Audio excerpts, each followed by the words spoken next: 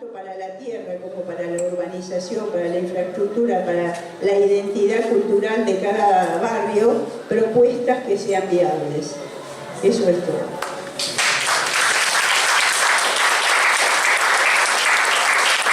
Gracias, Lidia. Y bueno, ahora le vamos a pedir a Héctor Pollese. Héctor es integrante del Consejo Académico de Flaxo y coordina el programa de planificación participativa y gestión asociada. Y él hace ya más de 30 años que viene trabajando en estos barrios, en el oeste.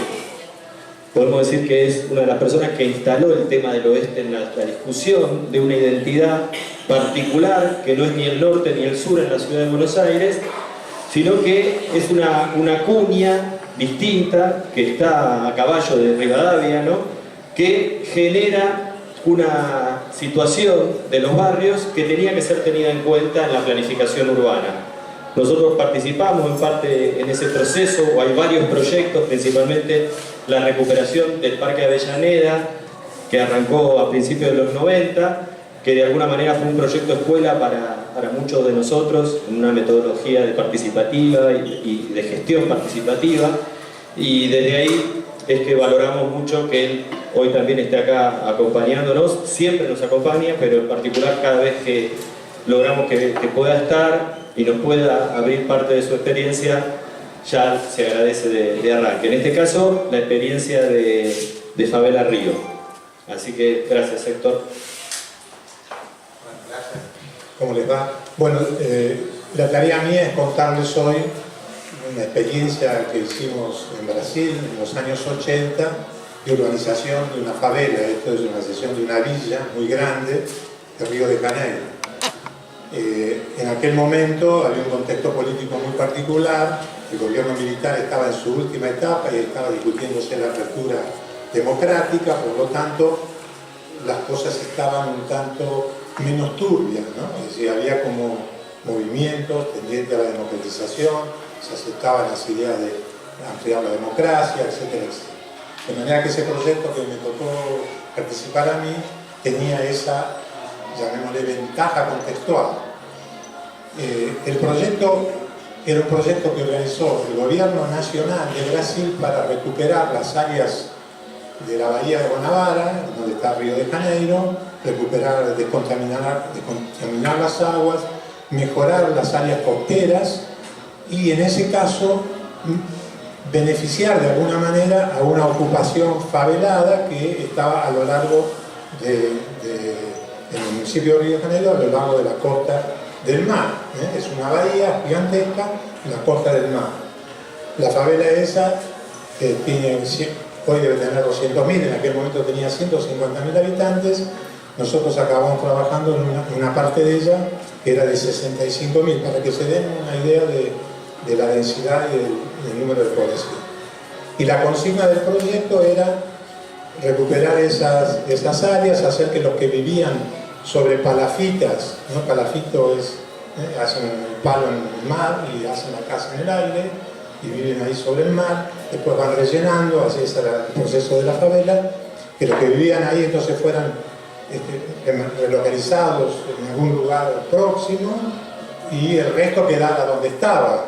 Había que garantizar que todo lo que había hecho esa favela a lo largo de muchos años se protegiera, tuviera su valor, etcétera, etcétera.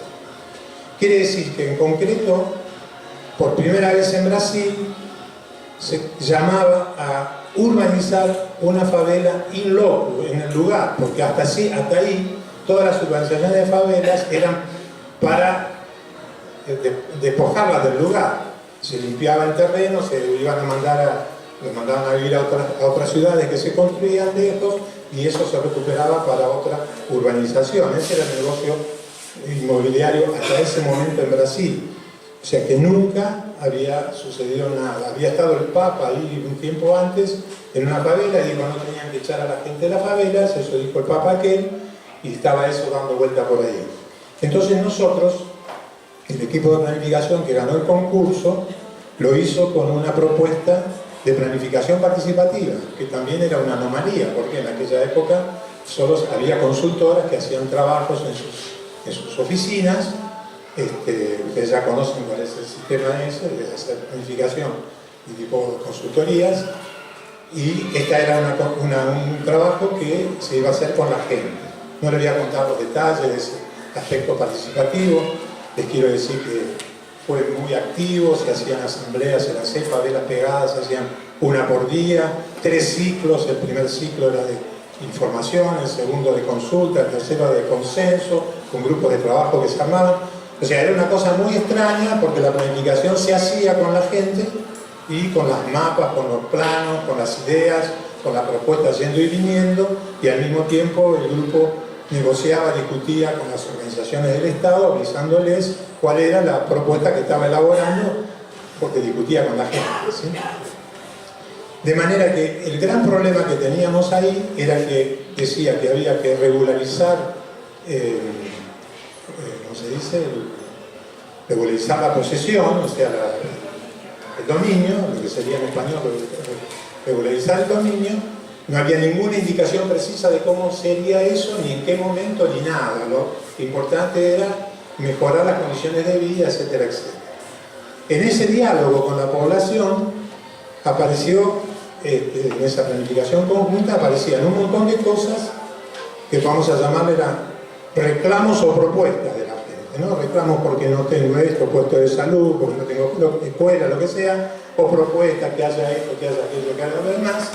Pero había una cosa que aparecía fuerte, que era que la gente quería tener la seguridad que no iba a ser expulsada de allí, ni por un proceso inmediato de relocalización, ni tampoco por lo que se llama relocalización blanca, que es porque yo mejoro el barrio, le doy muchos servicios, aumento sus impuestos, aumenta el valor de la tierra, por lo tanto se hace de interés para el negocio inmobiliario, por lo tanto al final tengo que irme porque acaban comprando las inmobiliarias para las renovaciones. Quiere decir que ahí la gente no quería ninguna cosa, quería estar segura de que si se iba a organizar eso, era para que ellos se aprovecharan de eso, los que vivían ahí.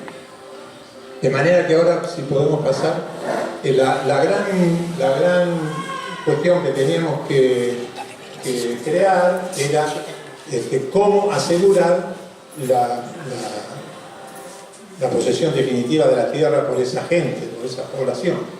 Esos pobladores vivían en un terreno estatal, del Estado Nacional, porque eso era un mar que había sido rellenado y por lo tanto pertenecían, terrenos de la Marina, pertenecían al mar, pertenecían a la Marina.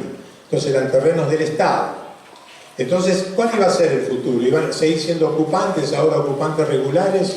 ¿Iban a tener una sesión gratuita para que sin pagar nada? ¿O iban a tener un foro, un aforamiento, iban a tener que pagar, etcétera, etcétera, por estar ahí? ¿Cuál era la situación?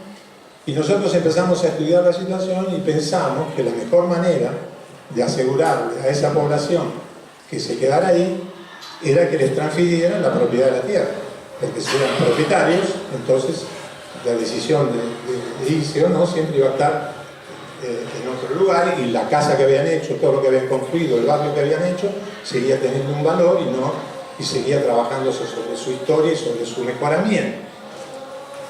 Entonces, que había que discutir. Ahí nosotros descubrimos cómo hacer el tema del otorgamiento de la propiedad. Porque si había que guiarse por las ideas que tenían los urbanizadores tradicionales, arquitectos, urbanistas, etc., o por lo que dicen los códigos de urbanismo, hay que hacer todos los lotes regulares de manera que estén vinculados a la calle, etcétera, etcétera, y hacer un loteamiento. Y ahí empieza la remoción, porque vos haces un loteamiento y después haces un barrio nuevo, ya no es el barrio anterior, y entonces hay muchos que se van a ir, etcétera, etcétera, porque hay que hacer espacio, no caben todos, toda esa historia, ¿no? Y por otro lado, otras formas de propiedad que hubiera, de pose que hubiera, siempre eran transitorias. Una sesión hay que darle una fecha, sea gratuita o no, igual tiene que pagar, igual tiene que cada tanto regularizarlo, pueden echarlo, controlan porque la tierra no es de él, etcétera, etcétera. Entonces, ahí discutimos y encontramos una fórmula que combinaba al mismo tiempo las dos cosas. Esto es, que aseguraba las posibilidades de urbanizar, entonces mejorar los servicios, mejorar el sistema viario, las calles o lo que sea, el de acceso, y titular a todos los habitantes como propietarios, que es la propiedad condominial. Ustedes saben lo que es el condominio. El condominio es un dominio de la propiedad entre varias personas. Varios de ustedes pueden comprar, si quieren, una casa en común, y eso es un condominio.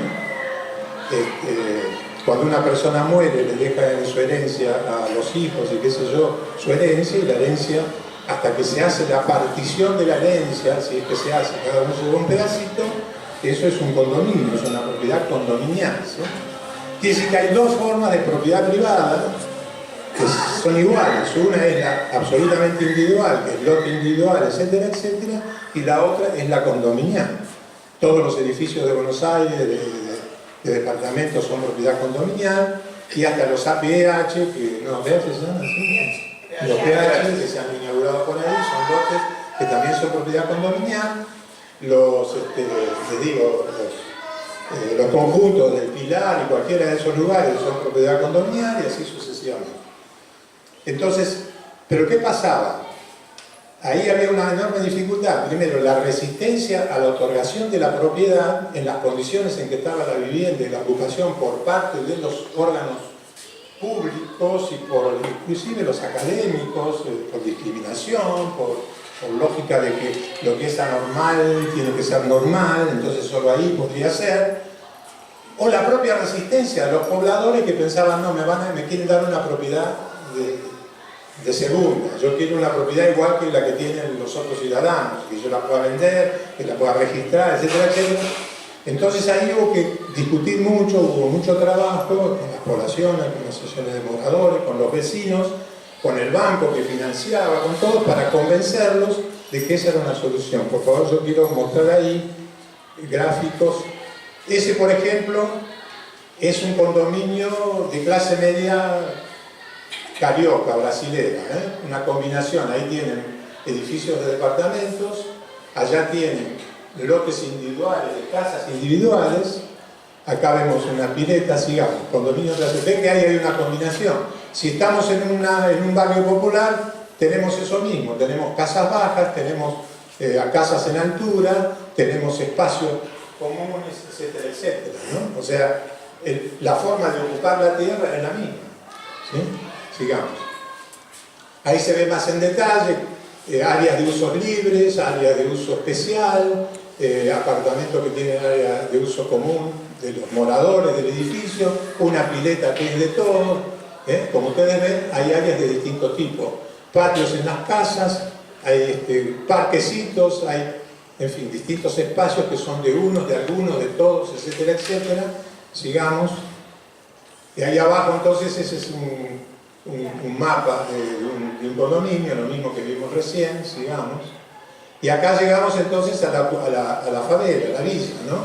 Y ahí la villa lo mismo, tiene casas, acá hay edificios, porque ahí están diferenciados, los que son de varios pisos, los que son planos, se tienen el pasillo y tienen la calle alrededor. Eso es una gran manzana, por decir así. Esos son grandes manzanas, como ustedes ven, muy irregular la forma, y una vida muy densa. Otra más. Aquí ya se ve de nuevo lo mismo. Ahí se ve que hay casas con habitaciones independientes de área común, del morador, casas con áreas que tienen sus patios, y grupos de casas que tienen un área libre común, por ejemplo el techo para colgar la ropa o lo que fuese. Esto, ¿por qué la idea esta? Porque la lógica que se usó es que si el derecho servía para distribuir la tierra del Estado en las playas más ricas de la ciudad a la clase media alta para que haga sus edificios, ¿por qué no podía servir para ocupaciones populares que habían sido construidas y que había que resolver la propiedad de esos lotes? Es más, dijimos, ¿cómo va a urbanizar el Estado un lugar ya ocupado si tiene que resolver la propiedad? Porque la ley dice que tiene que lotear, entonces si tiene que lotear, entonces tiene que tirar todo abajo, ¿no? La situación es una situación distinta. Hay que lotear un territorio ya ocupado. Por lo tanto, la forma de loteamiento no puede ser la misma que cuando vos agarrás un terreno vacío y lo vas a lotear rectangularmente, ¿sí? Volvemos, por favor. ¿Eso es todo lo que hay? No, para abajo. A ver si hay más. Un poquito antes, un poquito antes. Bueno, entonces acá está la idea del condominio, ¿no? Condominio proindiviso. Volvamos a la anterior, por favor. La otra, que estaba el mapa, aquí. Toda la favela, toda la villa es así de irregular en Brasil, ¿no? Por muchas razones, por el territorio, porque el proceso de la ocupación, porque hay más altura, menos altura, por lo que sea. Las ocupaciones no son regulares, sino son absolutamente irregulares. Entonces, de lo que se trató fue de decir, bueno, muy bien, tenemos que resolver de una sola manera que aseguramos que los individuos que viven ahí quedan propietarios y que se aseguran las acciones de urbanización que se quieren hacer, que es dotar de servicios públicos, calles por donde puedan entrar los vehículos, conexiones de todas las casas, y que todos ellos sean personas identificadas porque son dueños de su propiedad, que tienen un número en una calle como tienen todas las personas, ¿sí? Entonces, ¿qué hicimos? Consideramos que cada uno de esas grandes manzanas que están ahí, donde más o menos ustedes pueden ver ahí en ese dibujo, nada más debe haber 100, varios pisos, de 100 a 150 viviendas por cada una de esas manzanas. Entonces yo las voy a llamar manzanas, no son estrictamente. Cada una de ellas es un lote. Y todos los que están ahí son condóminos de ese lote. ¿Se entiende la idea? Es decir, quiere decir, es lo mismo que todos los que viven en un edificio de 40 pisos son todos dueños de su espacio y condóminos de la tierra. Ahí hay un lote. No sé si han visto en Buenos Aires que hay una... No sé el tiempo, por favor, está la famosa manzana 66, esa manzana 66, ahí cerca de 11, que ahora está vacía. Bueno, ¿eso qué significó? Eso significó que hubo una empresa ahí que fue comprando todos los lotes individuales hasta que compró toda la manzana. Cuando compró toda la manzana, los códigos de acá establecen que vos si tenés de un cuarto de manzana en adelante, podés pedir legislación especial para eso, no importa lo que hay alrededor. Entonces, si yo me compro un cuarto de manzana en cualquier lugar de Buenos Aires, no, ahí, aunque ahí diga que tienen que ser casas bajas, no, yo voy allá y digo que yo hacer una torre y puedo hacer una torre. ¿Se entiende esa lógica? Quiere decir que ahí, digamos, el tamaño del lote condiciona la normativa urbanística que va a ser especial. Y eso es lo que esa gente que compró ese lugar consiguió hacer. Nosotros habíamos visto también que había edificios ahí en Brasil, en Río de Janeiro, que se habían comprado para hacer grandes hoteles en la costa marítima, pero había uno de ellos que hacía como 15 años que la empresa que lo había comprado no podía tirarlo abajo para hacer el hotel. ¿Por qué? Porque había un solo condominio de ese edificio que no vendía su parte. Entonces, hasta que el último condominio no vende su parte, no hay posibilidad de disponer del lote. ¿Se dan cuenta de lo que eso significa? Bien, entonces ahora volvamos al dibujito que está más abajo. Acá estamos en un condominio, ¿no? Dice, para abrir las puertas a la especulación inmobiliaria, bastaría que apenas, si fuera un condominio proindiviso, un condominio natural, ese de la herencia, por ejemplo, si fuese una herencia, entonces bastaría que uno solo de los que estaban ahí quisiera vender. Hay que vender todo porque quiere su parte, entonces se vende, ¿sí? Si es un condominio en propiedad horizontal, es indiviso. No me importa si el de al lado vende, yo sé que el que venga lo va a sustituir a él, pero eso sigue siendo una propiedad comunitaria. Entonces, sigamos así. Si hay un conflicto entre condóminos comunes, van a la justicia y entonces ahí hay que rematar eso en el condominio proindiviso, ¿no? Y entonces todo el lote queda libre para la especulación inmobiliaria. Sigamos. En cambio, si es el condominio prodiviso, que sería propiedad horizontal en las palabras de Argentina, el agente inmobiliario compra uno. Sí, el agente inmobiliario compra casi todas las moraditas. Y el agente inmobiliario compra todas menos una. O sea, no puede hacer nada con ese lote. O sea que bastaría que uno solo de esos 150 propietarios condóminos se mantenga fiel a la lógica original que le dio la propiedad de la organización, bastaría que uno solo, aunque todos los otros se conformaran en especuladores, para que no pudiese la especulación inmobiliaria entrar. Fíjense que hay todo un proceso sociopolítico ahí en el que el tiempo corre a favor de la seguridad de la propiedad que se está dando. Entonces yo les puedo decir que conseguimos que la comunidad se entendiera que esa propiedad que iban a recibir era igual que la del tipo que vivía en la zona rica de Río de Janeiro. Iba a estar registrada. Fuimos a los registros, a hablar con los directores de registro y dijimos, miren, si nosotros hacemos un título de este tipo que va a tener un mapa dibujadito nada más y va a decir que el vecino se llama fulano y que él es propietario del primer piso, nosotros lo registramos, está todo bien, nosotros lo podemos registrar, o sea que no había ninguna norma que prohibiera que pudiese registrarse así. Todo lo demás es invento de los escribanos que dicen que hay que decir cuántos metros cuadrados, quién es el vecino y todo eso, que allá no estaba en ninguna ley. Acá en Argentina nunca encontré una ley que también lo dijera, ¿no? En fin, en concreto, había que avanzar en esa línea y convencer a todos los actores para abrirle, como decía Vivian recién, viabilidad a esa idea que estábamos construyendo, porque no tenía ninguna sensación. No tiene ningún sentido finalmente terminar armando una cosa de ese tipo, pero que al final los abogados del banco que daba la plata, que era el banco hipotecario, dijeron, no, acá esto no se puede, no se le puede dar la propiedad a la gente así, tiene que ser un terreno recuadrado y qué sé yo. Entonces hicimos todo como para preparar todas las voluntades para eso, ¿sí? Entonces cuando eso estuvo así hecho, la voluntad política se manifestó a favor de que esa era la solución. No había ninguna razón, ni técnica, ni jurídica, ni social, ni la comunidad estaba en contra, sino que estaba a favor. No había ninguna razón para oponerse a eso. Así que estábamos haciendo todavía el plan, y ya empezó ahí, en medio del plan que estábamos haciendo, la entrega de los títulos.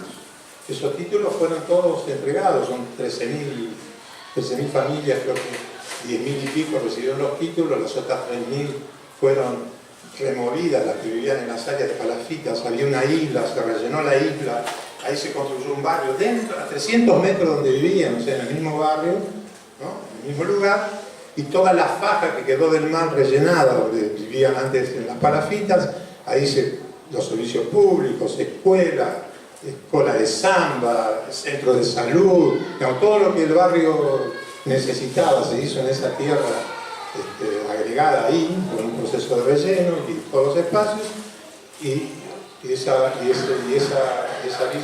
una villa muy consolidada. Yo la vi 20 años después, entré ahí para otra reunión.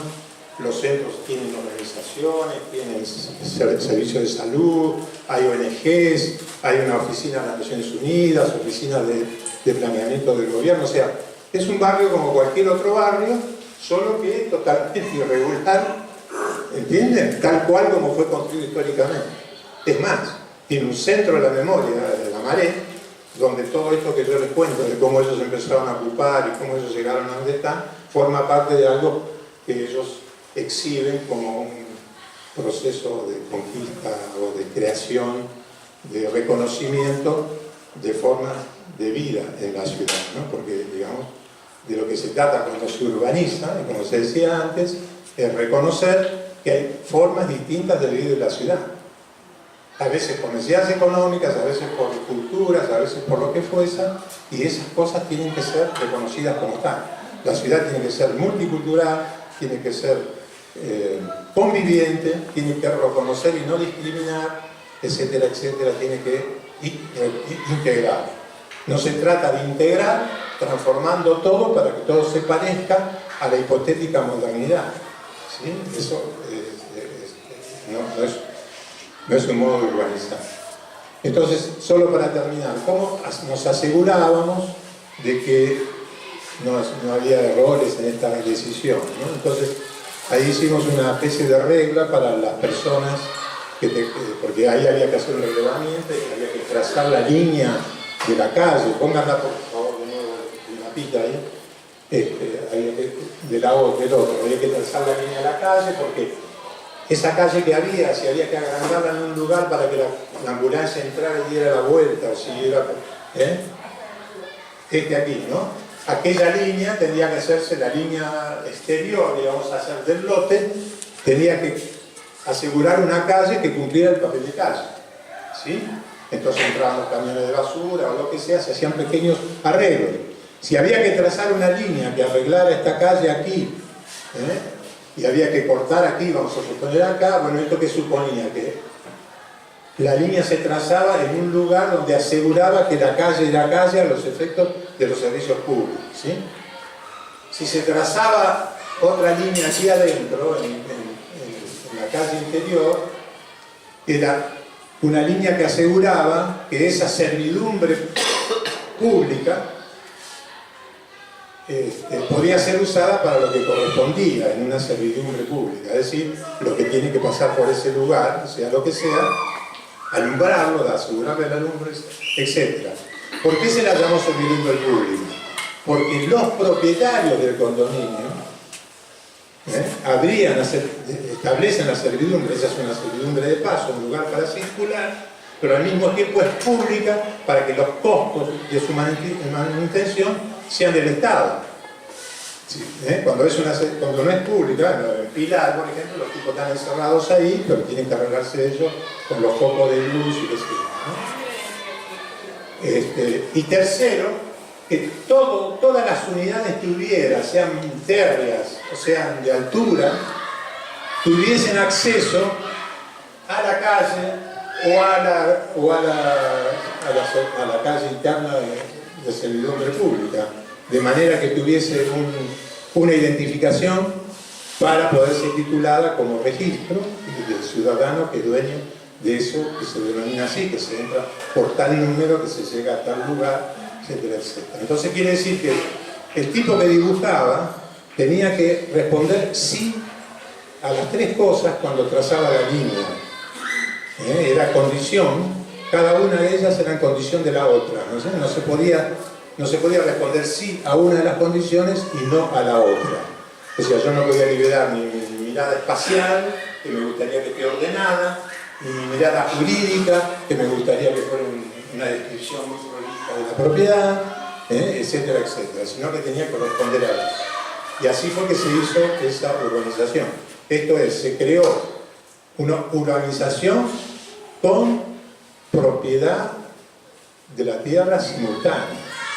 ¿Sí? Es decir, el plano que se hacía era el plano que establecía la urbanización, la calle, el lugar donde iban a estar las escuelas y la titulación de todas las personas que estaban ahí con su título de propiedad. Esa es la cuestión.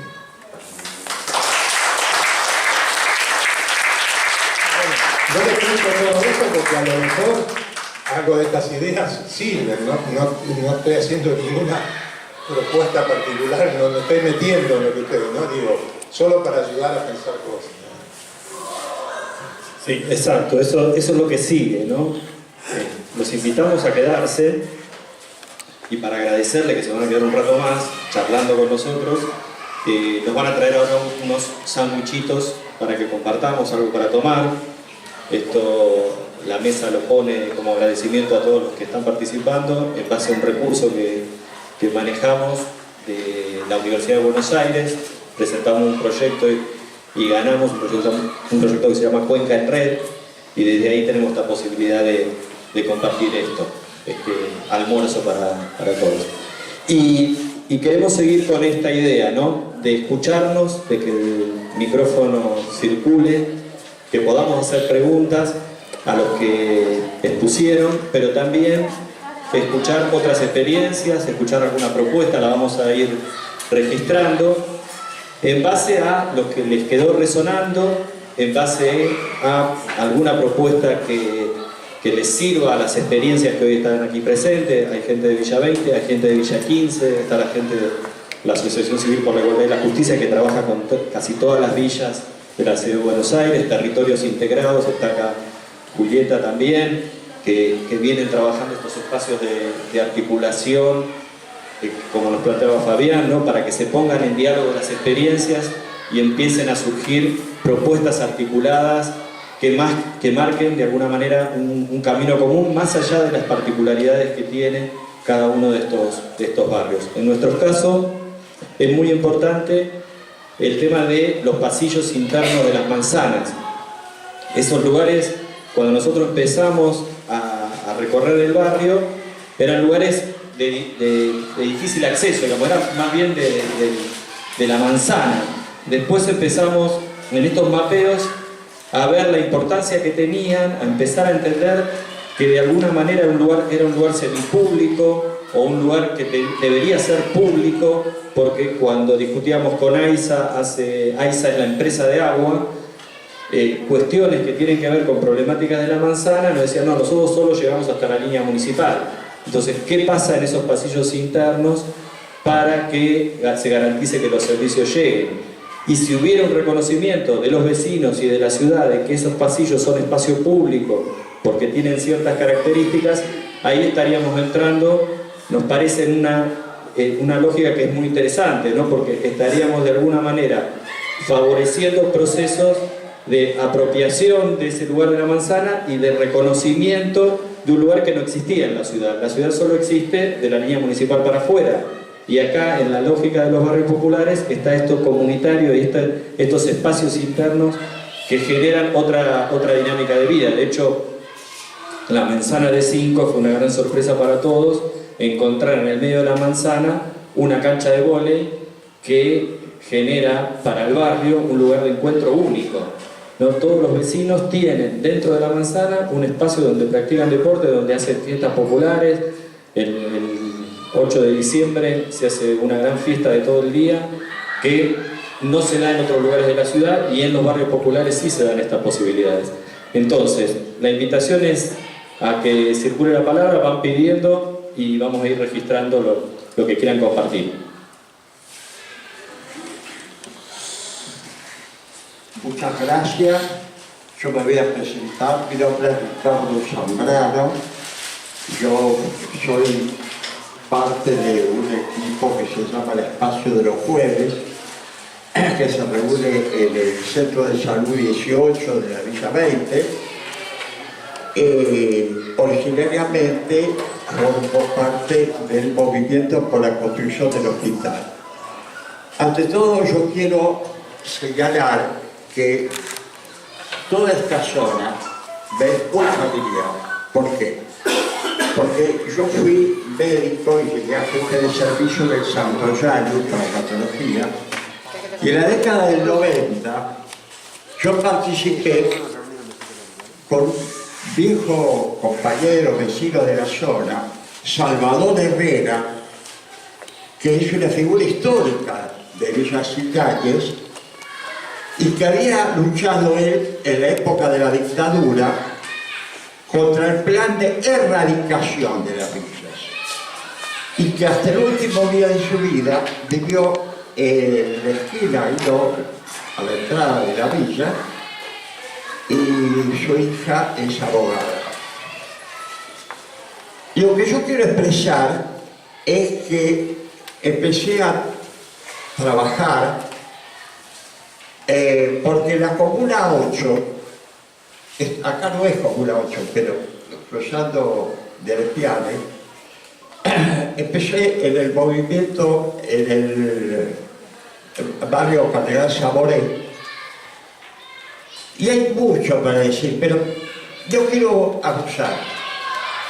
En la reseña que hicieron los compañeros, hubo, además de la ocupación del barrio Papa Francisco, del Indoamericano, y hubo otras acciones que hay que recordar, como fue una intentona del gobierno de construir viviendas en la cancha de golf del Parque de las Victorias, y que dio lugar a una terrible movilización, y que incluso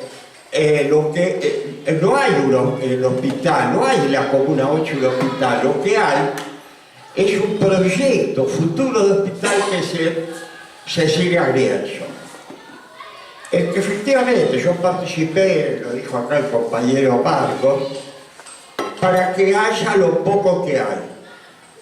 Y para ver cómo es esta dificultad, es que es un hospital, un proyecto de hospital vaciado. O sea, llaman a concurso, gana un concurso médico, pediatra, que es lo que más falta, clínico, y cuando ve que no es un hospital, pide el traslado. Entonces falta pediatra, falta médico, nunca se termina. Yo quiero decir que cuando Macri era el jefe de gobierno, él dijo que con ese centro de salud ya estaba hecho el hospital. Desde el año 2009 ya estaba terminado. Recordemos que en el 2005 había habido la ley que dijo Marco, la 1769, la 1778 era del Polo Farmacéutico y la 1770 es la de urbanización de la Villa 20, aparte de aquella ley de urbanización de todas las villas. O sea, el gobierno es experto en no cumplir las leyes, porque la Villa 1114 lleva de la Villa 20 lleva 13 años que no se cumple. Bueno, la 1114 lleva 18 años. Este dato me lo dio Jonathan Valdivieso, que es el encargado del observatorio de la ciudad. O sea, que tenemos que saber que los gobiernos discriminan, excluyen, como muy bien dijo el compañero Fabián, la idea es que se vendan las propiedades y los que no se vayan a vivir a otro lado. Y entonces eso no hay que permitirlo.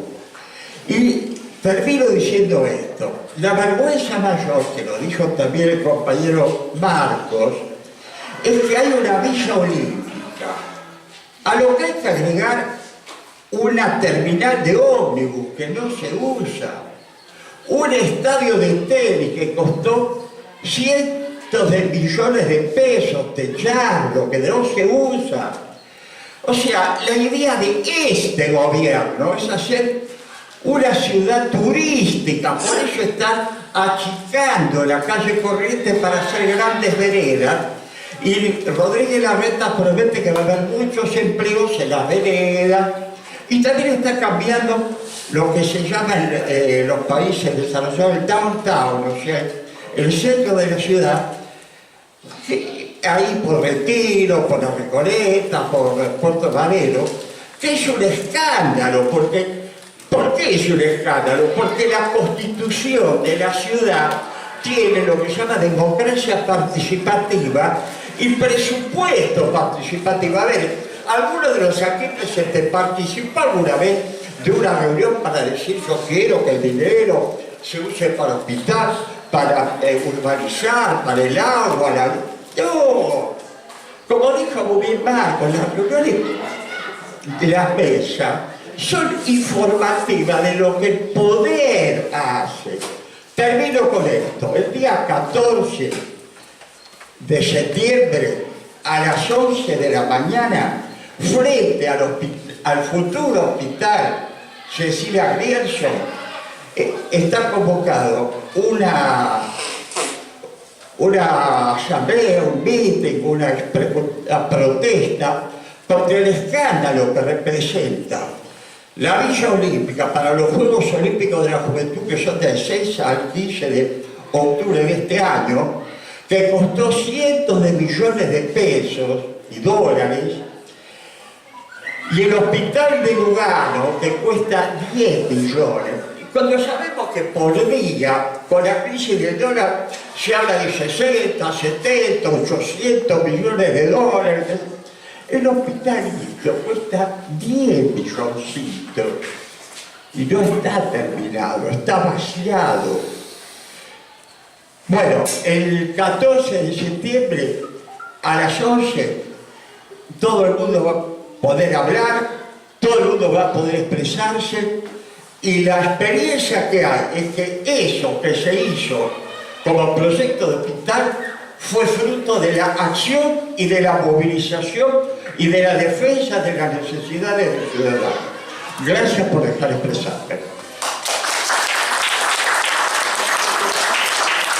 Levantan la mano y vamos haciendo circular el micrófono. Yo quería hacer una pregunta a Héctor. En nuestros barrios, nosotros tenemos la suerte de tener los vecinos que tienen la mano de obra que terminan construyendo el resto de la ciudad y que terminan construyendo con lo poco que ganan, construyendo justamente eso, pero que no la palabra, nuestros barrios.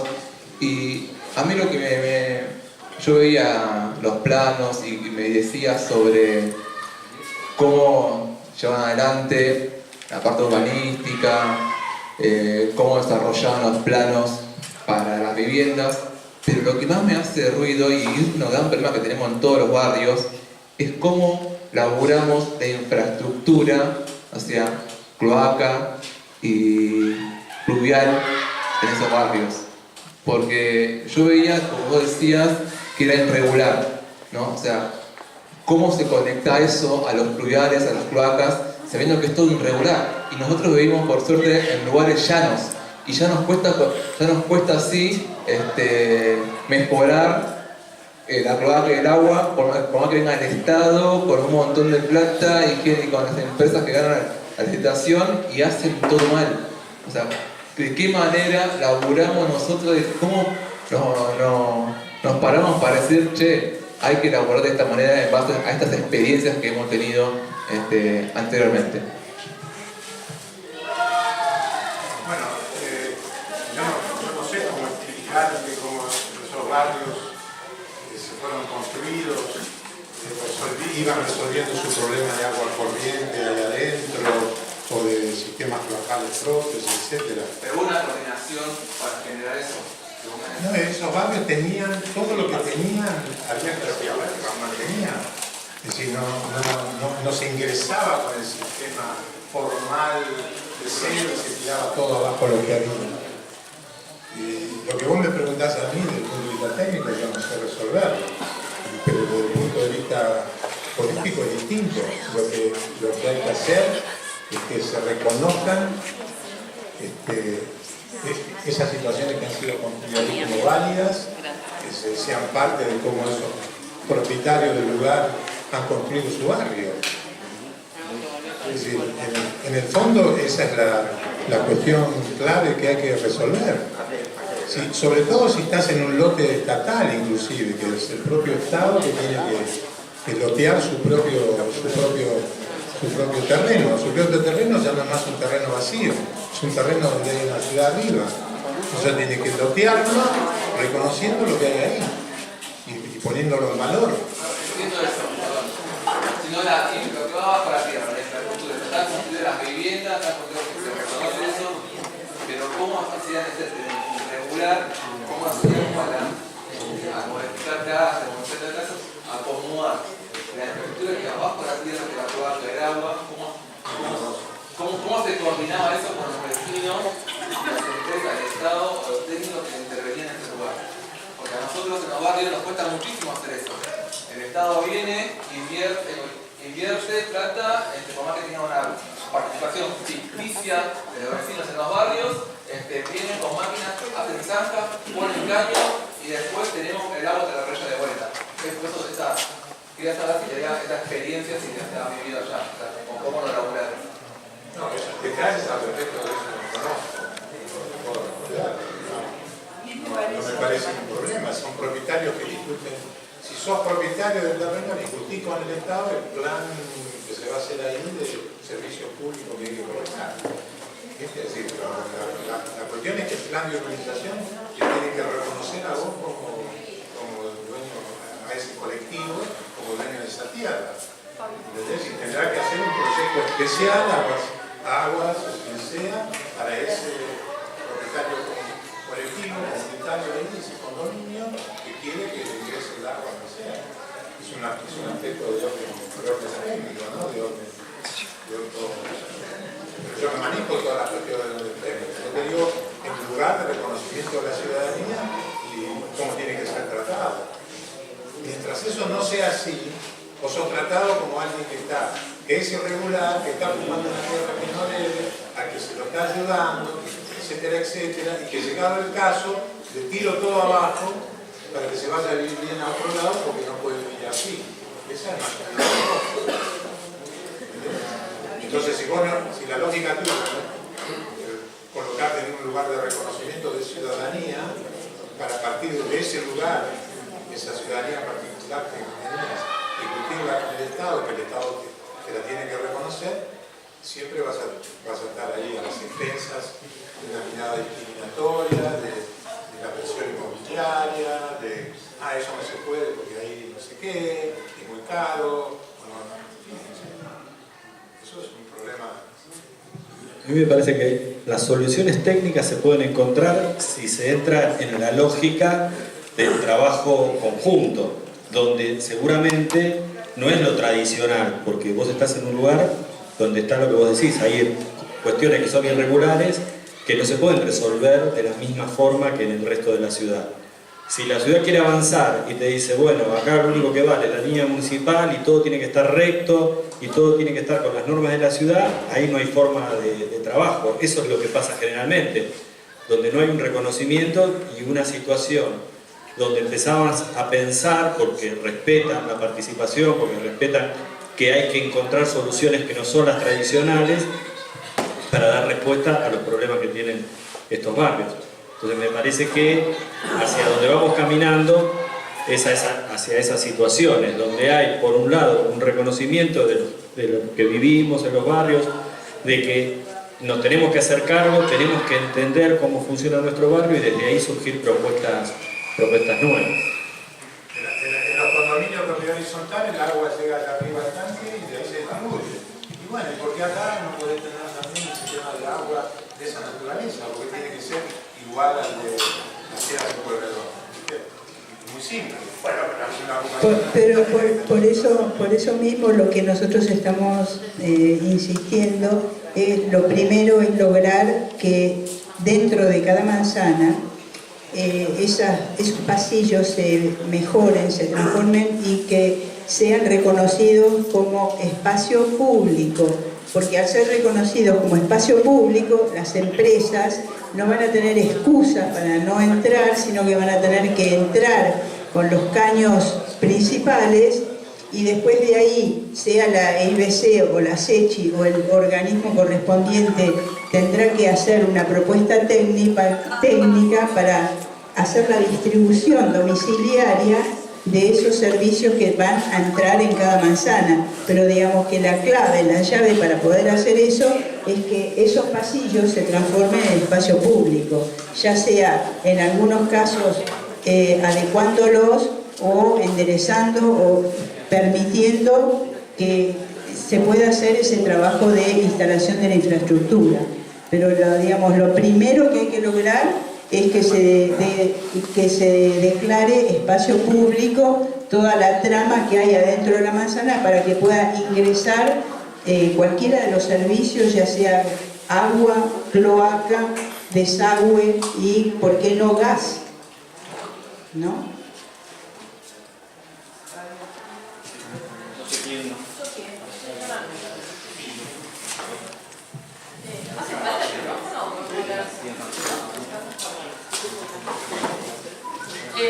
Yo tenía dos preguntas, o sea, me parecieron buenísimas las 4 exposiciones y está como buenísimo este espacio de encuentro, así que le agradezco a toda la mesa por extender la invitación y organizarlo. Mi primera pregunta era para Héctor. Como decía Fabio, nosotros estamos participando como así desde nuestro pequeño saber en los procesos de urbanización que están en marcha, que son en Villa 20 de los chicos, en Rodrigo Bueno, en Chacarita y en la 31. Y una de las cosas, digo, además de participar en las discusiones del día a día, una de las cosas que más nos preocupan y que también hemos tenido la oportunidad de hablarlo con vecinos y de empezar como a explorar soluciones, era algo que planteaba Héctor, que es cómo nos aseguramos que una vez concluidos los procesos de urbanización, sea la gente que realmente vivía en esos barrios y la que estuvo luchando durante 40 años para que esas obras se hagan, las que sean quienes se beneficien de esa inversión pública.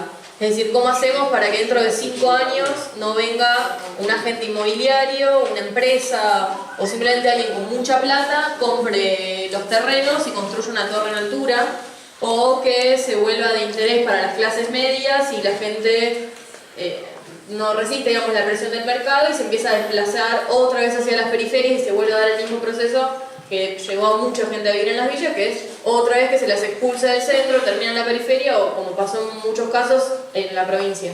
¿Cómo aseguramos que tengan el derecho a vivir en la ciudad como lo tenemos todos los que habitamos acá? Y en ese sentido empezamos a explorar soluciones y lanzamos un documento que con varios de los que están acá compartimos en la legislatura hace un mes más o menos, donde, basándonos en lo que permite nuestro Código Civil y algunas experiencias que ya conocíamos de otros procesos de urbanización, ver qué prácticas estuvieron buenas al momento de hacer la regularización dominial o al momento de entregarle la escritura a los vecinos y que pueden llegar a prevenir de que pasen estas cosas. Entonces mi pregunta para Héctor era que él planteaba como una regularización a modo de condominio de esos espacios. Y a mí me surgían dos dudas. No conocía este proceso y la primera duda que me surgía es ¿qué pasa cuando una persona de ese grupo de condominio quería vender a otra persona que estaba interesada también, digo, para residencia en vivienda única? O sea, que no era un especulador inmobiliario, sino que era otra persona que necesitaba vivir en algún lado y que no tenía otra vivienda y iba a ser destinada para vivienda única, y la persona que quería vender era porque había encontrado otra solución habitacional en otro lado y era de manera voluntaria. ¿Cómo se coordinaba, digamos, con los vecinos esa venta? Y si además de la regularización a nivel condominio, había algún tipo de registro de propiedad privada del lote más pequeño, como hay, no sé, en la ley de propiedad horizontal que tenemos en Buenos Aires, que es como los espacios comunes. Vos ponías como, por ejemplo, los edificios, que los espacios en común son un condominio, pero la ley de propiedad horizontal dice que cada uno de los departamentos es propiedad privada de quien lo compre, digamos. Como si eso lo habían podido articular. Y la pregunta para Vivian del proceso en Villa Jardín, que yo lo conocía, pero está buenísimo como conocer el detalle, que no había visto nunca esos planos y demás, era si, aunque identificaron cuál fue la problemática como para avanzar con la implementación, si habían intentado hacer como más incidencia pública a través de la vía legislativa para la villa. Si se había podido plasmar todo lo que habían organizado con los vecinos, que habían armado casi hasta un proceso integral de intervención en alguna ley, o habían podido avanzar en ese sentido con el barrio.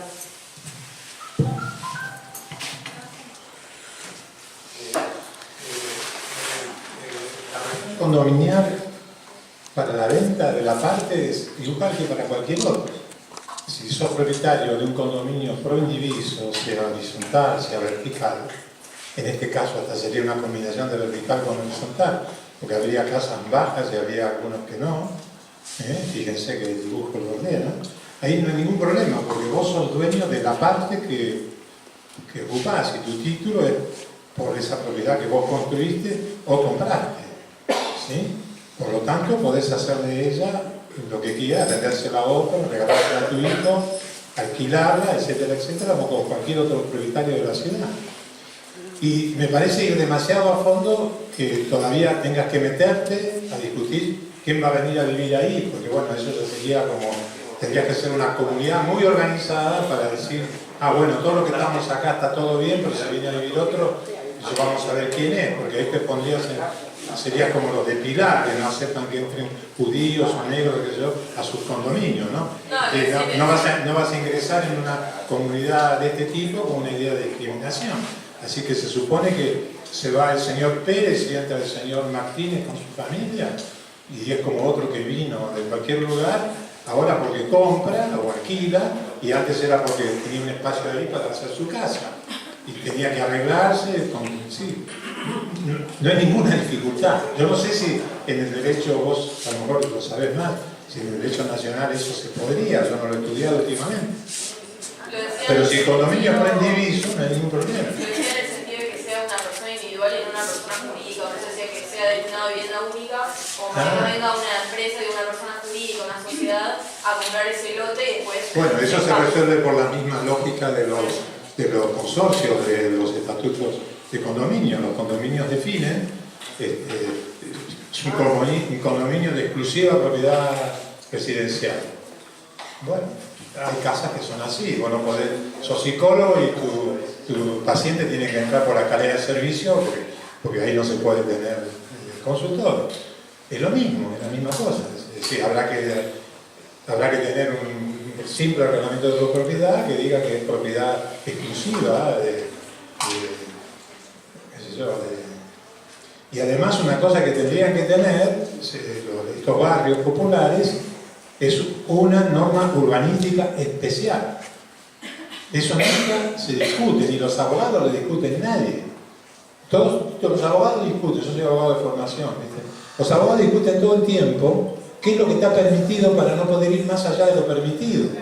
Y es al revés la historia de la vida. Para construir transformaciones, para hacer justicia, para todo lo demás, vos tenés que ensayar y practicar formas distintas que generen una distinta distribución del suelo, del uso, de la relación. Entonces, si nunca vas a tener prácticas o vas a permitir excepcionalmente situaciones de otro orden, siempre va a estar como lo dijo alguna vez quien sancionó el código. Solo para tomar un minutito nada más, te digo, las organizaciones civiles hoy siguen siendo como las hizo Vélez Sarsfield hace 150 años. Tienen que registrarse, tienen que tener presidente y vice, si vos organizás una red, no tenés donde registrarla, porque en la época de Vélez Sarsfield nadie pensaba que eran las redes y nadie se hace cargo de las nuevas formas de organización social que se han construido ahora. Entonces, el tema concreto, la transformación social, exige siempre prácticas transformadoras, estirar límites, practicar situaciones nuevas, encontrar normativas específicas, convivencia que nunca eran normales, empezar a aceptarlas como normales. Por ejemplo, la vivienda. ¿Cómo haces para ver si la vivienda está bien o mal? Entran con los padrones de las viviendas fuera de la villa, entonces ahí tenés que poner un panel de no sé qué, o de no sé cuánto, una ventana de no sé qué, entonces tenés que hacer más inversiones todavía para ver si tu casa se parece a la casa que está en la normativa, ¿entendés? Cuando la normativa también podría ser una cosa acordada por los habitantes de ese lugar. Que si nuestras casas tendrán, no sé, esto, tendrán aquello, qué sé yo, algo que acepten como su forma de vivir ahí más o menos común. Si hay una población indígena, vas a decir, no, su aldea indígena tiene que ser hecha con la normativa urbana, con la normativa de cómo se hacen las casas en las estancias, ¿viste? Imposible, no hay cómo.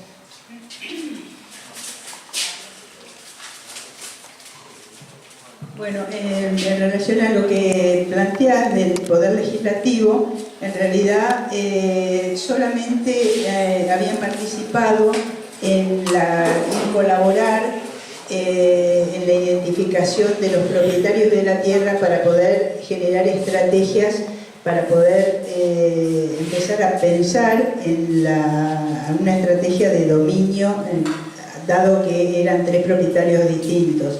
Pero no se había avanzado en ninguna ley, en la medida que tampoco el Ejecutivo, de la misma forma en que el Ejecutivo tampoco se movía ni con la gestión de ese terreno anexo que era tan necesario para poder producir las reubicaciones, como de los recursos, o sea que tampoco el Poder Legislativo acompañó.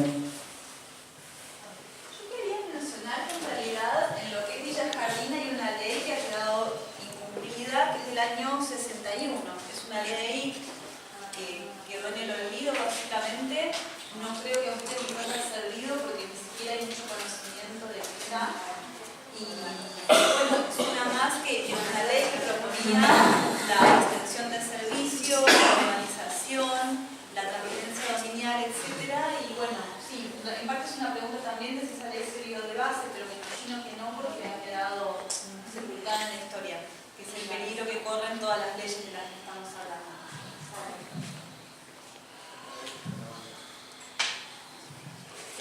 Sí, más para esto, lo que a mí me parece está bien que se tiene que adaptar una ley a una situación de cómo se organizó la forma de la villa, de cómo se hicieron las casas. Pero también en estos años pasó que las villas crecieron de forma para arriba, crecieron de forma vertical. También hay situaciones de que hay inquilinos, entonces tampoco se están, no sé si ustedes tuvieron la experiencia de que contaron a esas personas para poderlo trasladar a otro lugar. Y también que hay casas que se construyeron de forma irregular, pero no en el sentido de que se construyeron como... no respetan una regla arquitectónica. Claro, que son inseguras para la vida de las personas que están ahí. Esas son mis dos dudas, si se sabe algo en la literatura, de la parte de investigación sobre esto, si se pudo resolver en algún lado de villas que... Nuestra villa no es una villa, o sea, tiene diferentes... gente que trabaja un montón, gente que trabajó un montón, que puede acceder a un montón de cosas, que estaría dispuesta a pagar, pero necesitaríamos que se regularice la situación de cómo está ya desde el cimiento para poder organizarnos, para querer organizarnos.